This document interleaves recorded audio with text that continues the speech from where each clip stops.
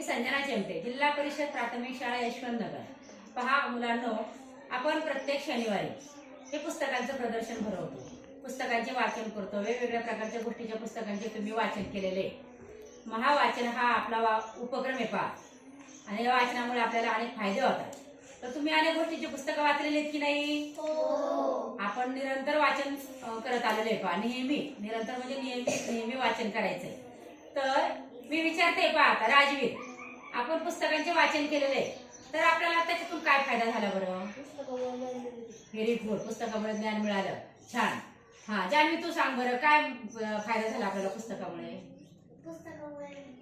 बुद्धी वाढते, गोष्टींचे पुस्तक किंवा अवांतर वाचनामुळे आपली बुद्धी वाढते। एंजल, सांग बरं, काय फायदा झाला बरं गोष्टीच्या पुस्तकामुळे?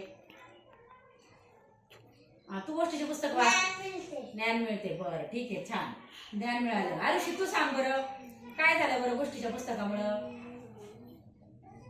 काय काय आतापर्यंत आपण खूप वेगवेगळ्या प्रकारची पुस्तकं वाचली आहेत ना, काय फायदा काय झाला आपल्याला या पुस्तकांच्यामुळे? माहिती मिळाली, अनेक वेगवेगळ्या प्रकारच्या गोष्टींची माहिती मिळाली। आता इकडं रोहन सांगणार आहे पहा, रोहन गोष्टीचे पुस्तक वाचलेले, कोणतं पुस्तक आहे रे रोहन?